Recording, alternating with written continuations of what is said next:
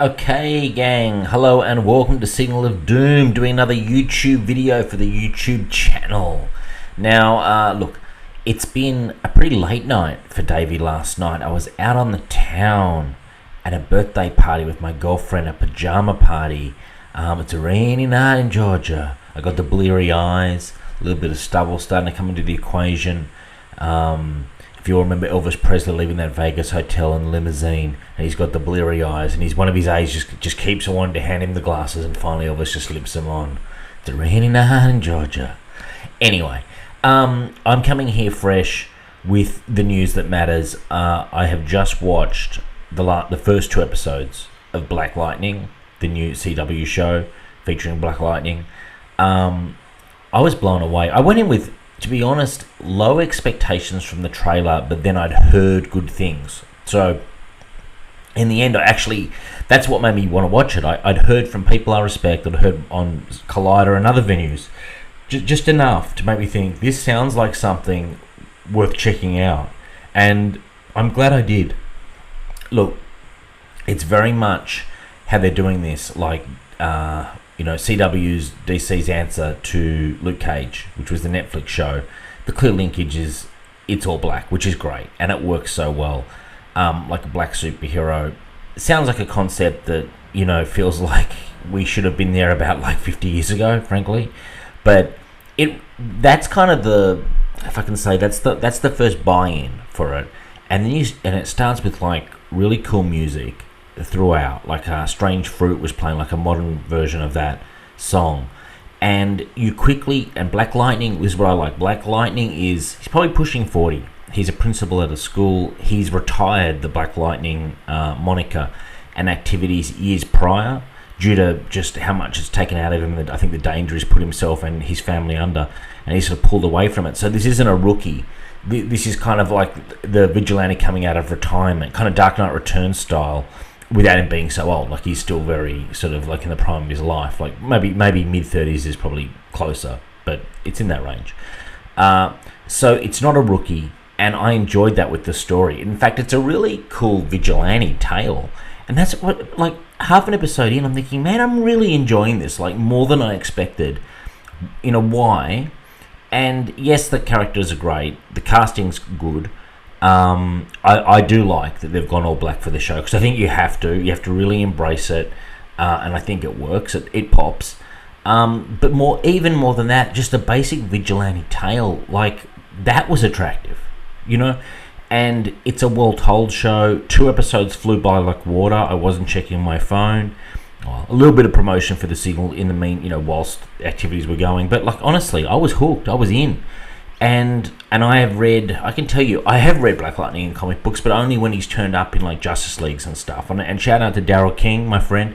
I know he's a childhood fan of Black Lightning, and I'm sure a lot of people out there are really excited to see a guy who's always kind of been around the fringes. Like, I'm well aware of Black Lightning. In fact, I quite like him, but he's just always been sort of in team books that I've read, and often when he got a main run, it's kind of when the book was going through a kind of more downward turn, well, at least when I've checked it out. I'm sure there's really cool Black Lightning stories out there, and I'd encourage the audience to write in with suggestions, because every character has his fans, and Black Lightning is a cool character. I remember him from the Crisis on Infinite Earths, whatever the Crisis on Two Earths, I think it was, the animated show from a while ago now. They had a really cool section with Black Lightning with like 70s powers or 70s costume.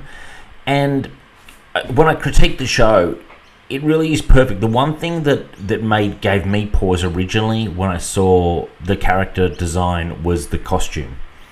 Frankly, I thought the costume with the goggle. I'm never a big fan of these goggles. I just like the way they do them look lame, and I think they do look a bit lame in the show. But it's a really minor part. A bigger part is this massive kind of like fluoro, sort of like green or yellow lightning strikes, I assume they're supposed to be, on his costume. It looks cheesy as hell, and I have said before that some of the costumes in CW are cheesy as hell, and the one I'll always point to is the Atom. I think the Atom's costume in Legends of Tomorrow is terrible, and I still think that. I think I can't understand why they go down that direction, where everyone has to have some sort of like Iron Man knockoff armor. Black Lightning's a different thing. It is cheesy. The costume, like, I don't know if I'm sort of surprised they go with that design. They look at it and go, ooh, yeah, that's really on the nose. Let's run with that. That said, it's fun, and the show has kind of got like a pretty somber, serious feel. It's not particularly sort of like light. It deals with themes about police brutality. It sort of touches on that, and really hardline gang activity, and it stays on those. And there's the usual setups you see in CW shows. You can see setups for like the daughter acquiring powers and just interpersonal relationships all over the place. That's all cool. That's all necessary in a show that's going to have, I assume, I don't know, but I assume like 22 episodes. They need all that. I had a lot of energy watching it. I felt the show had a ton of momentum. The lead actor, very good. Needs to be as well. Needs to be. It's that kind of show where it rises and falls on the lead actor a bit. He's got an ex-wife, although she's living in the house, and she kind of persuaded him to give up the Black Lightning, lifestyle.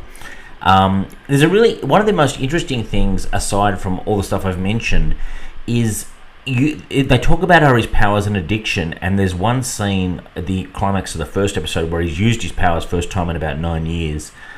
The beginning of the second episode, you see him sort of like in real pain waking up. Like, it reminded me of when I wake up with my sports injuries and the back's killing. But like, I'm not kidding, like he looked in serious pain. He had to take some pills. The lightning was doing something. I thought it was killing him, and that's what I assumed, that he was using the power to sort of heal himself, like in true superhero style, which I think would be cool, but I'm not sure if it was. It seemed to be hurting him. There was something going on with the lightning. It wasn't actually explained, so I'm sure that'll become part of the story, that his powers, probably it's kind of like using a drug. It probably takes, maybe it takes out of his body to use the power, and then he has to replenish, and he was taking some medication of some sort. I'm not like over all the Black Lightning like comic details, but at least in this story, he has, I don't know what you call him, like a man in the van kind of guy. This white guy who runs a suit shop. I'm forgetting his name. Not a slightly older guy.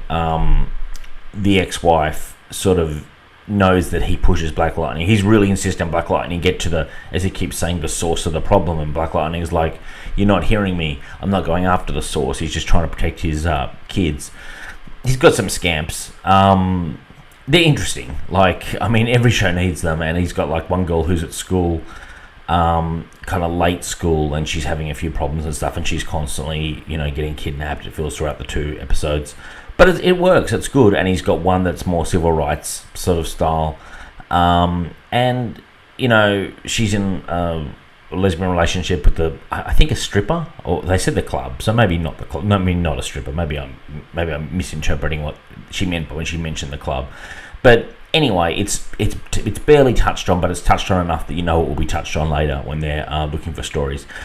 I give this show and this is a CW show that I didn't have particularly high expectations for. I give this show a solid 8.5, and I think that is actually probably, considering it's on the CW, considering the compromises they have to make, it feels like a very non-compromised product. It feels very kind of authentic in a way, and honestly, when I watched Luke Cage, we were sort of blown away by the grittiness of the storyline.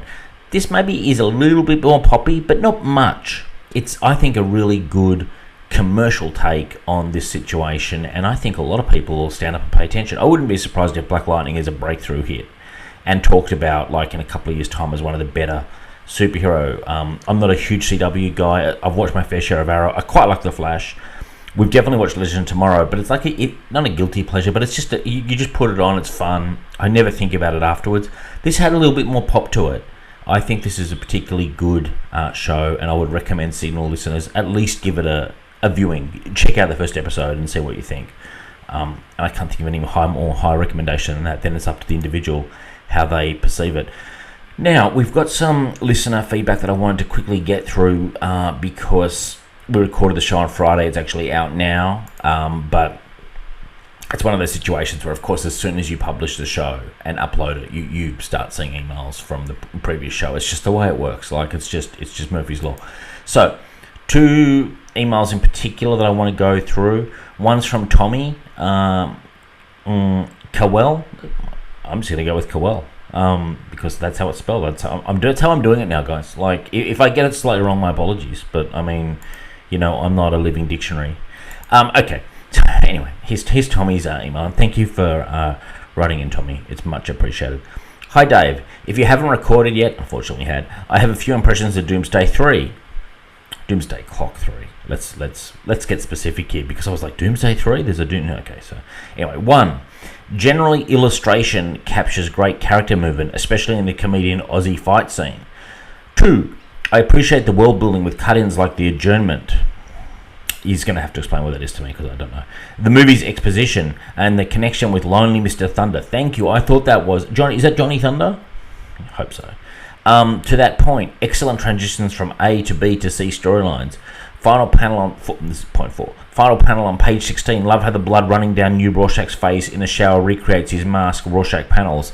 Clearly, the blood paired with the adjournment's line, "He's dead," harkens back to Rorschach's death, but foreshadows tragedy for New Rorschach.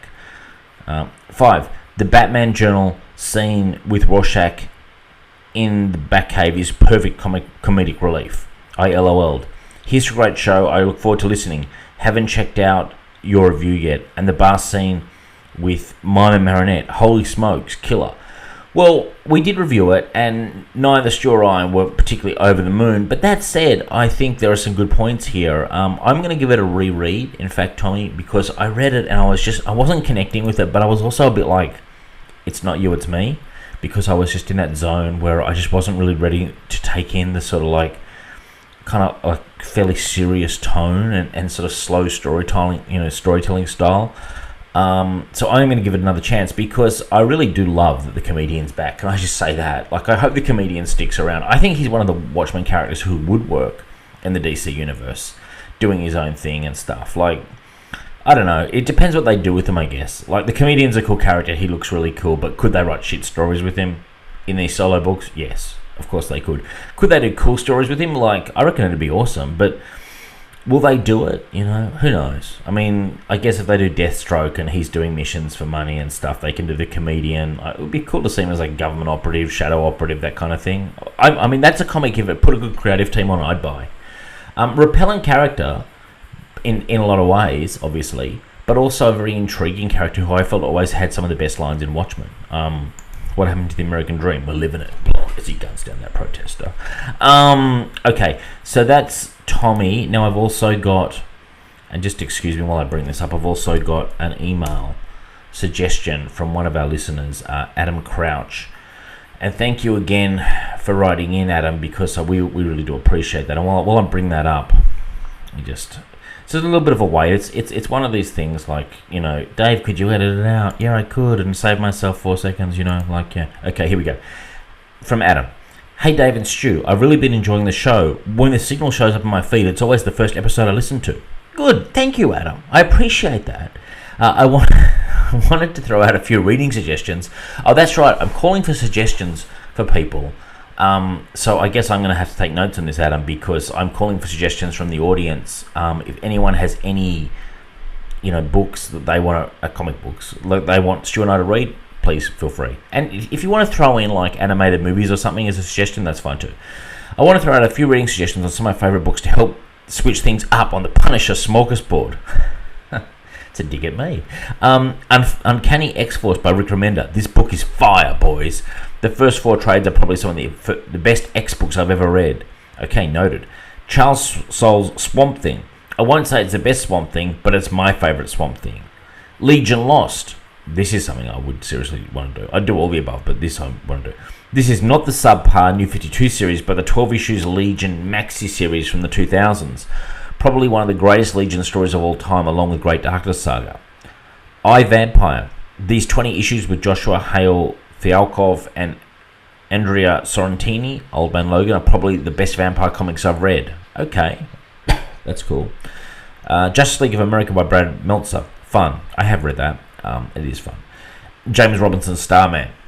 Hell yeah. All-time best comic book series. Well, I love that series myself. Well, fellas, that should hold you over. Keep up the good work. Would love to see some guest hosts with the two of you. Okay, maybe Andrew over at Serious Issues could pop over. I assume he's referring to Andrew Levins, and that would be something we would definitely embrace. We would love to have some, a bit more pop going with other podcasts and stuff. In fact, we're in talks with Into the Night as well. And yeah, definitely, Andrew's very much welcome here, and it's something we'll do in the future for sure. So yeah, that's cool.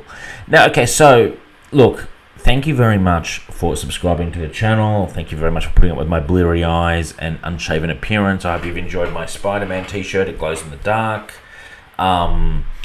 Sort of badly now because I bought it years and years ago, but it's one of my absolute favorite t-shirts in the entire world. It's like my Wolverine. I've got a Wolverine that's like, it was blue, like a light blue, with like the 81 or 80 Wolverine by Frank Miller with the claws popped. I wear it all the time. Like, I swear I wear it when I just feel like it. It's just when I'm just down to bare bones and I'm just like exhausted. I just put that bad boy on. I'm like, I can still keep rolling. Nothing can stop this machine. And it's like, people think it's white, but it's actually light blue, really faded light blue. I took it on this like mountain retreat thing for work once, and guys were like, was that made in the 70s? And I'm like, guys, just roll on before I pop a fucking claw. Anyway, enough of my life.